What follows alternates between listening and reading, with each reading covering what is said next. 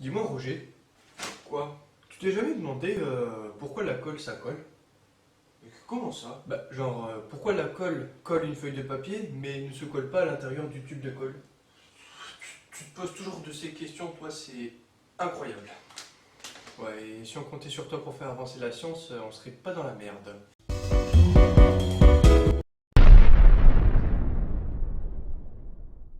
Salut à tous et bienvenue dans cette petite vidéo explicative. Aujourd'hui on va s'intéresser au fonctionnement de la colle, cette invention quand même bien pratique, contrairement aux vélos à roues triangulaires qui ne servent à rien en fait. Pour commencer, la colle, c'est quoi? Une colle ou glu est un produit de consistance liquide, gélatineuse ou pâteuse servant à lier des pièces entre elles par contact. Waouh, je fais bien de le préciser, personne ne s'en doutait. Il y a donc une notion de contact quand on parle de colle. En effet, la colle permet de créer des liaisons artificielles entre deux objets, pas nécessairement identiques d'un point de vue composition, mais on va voir par la suite que c'est mieux quand même. Pour comprendre comment fonctionne la colle, il va falloir se pencher, comme pour l'épisode sur le plasma, sur les molécules qui composent donc d'une part la colle et d'autre part l'assiette de mamie que tu as fait tomber par terre et qui s'est cassée en 10 000 morceaux. J'exagère à peine un peu. Avant de tomber, les molécules de l'assiette qui n'ont rien demandé à personne étaient tranquillement collées les unes aux autres, et voilà que maladroit comme tu es, tu viens faire tomber l'assiette, et là, rien ne va plus. Les molécules n'ont pas supporté le brusque impact avec le sol et se sont donc éjectées les unes par rapport aux autres aux endroits où l'assiette est fissurée.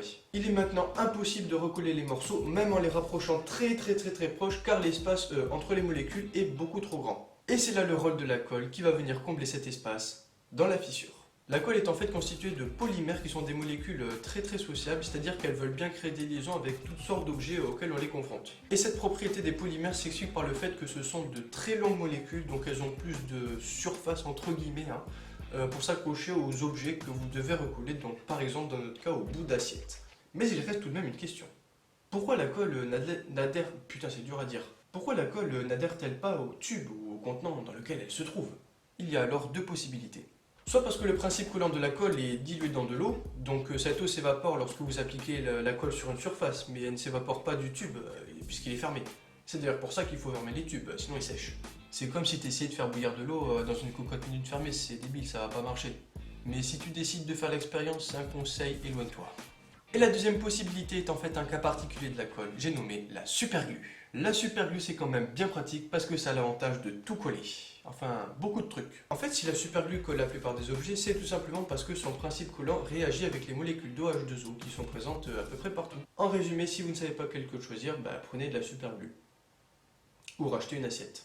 Ainsi, la superglue n'adhère pas à son tube, tout simplement parce que celui-ci ne comporte pas de molécules d'eau ou très peu. Donc si je devais résumer toute la vidéo en une phrase, je dirais que la colle permet de créer des liaisons moléculaires entre deux matériaux, en créant comme un pont si vous voulez entre les deux. Donc ce pont permet de franchir en fait la barrière de vide qui sépare d'ordinaire les deux matériaux. Oui, c'est très imagé ce que je raconte là. Et voilà, c'est à présent la fin de cette vidéo, j'espère que vous l'aurez appréciée. Si tel est le cas, s'il vous plaît, faites-moi le savoir via les pouces, les commentaires, comme vous savez si bien le faire. On se retrouve très prochainement pour une nouvelle vidéo sur la chaîne de Raph, c'est-à-dire ma chaîne, c'est moi, Raph. Je vous dis à la prochaine, ciao tout le monde. Et moi, je vais aller faire ma vaisselle.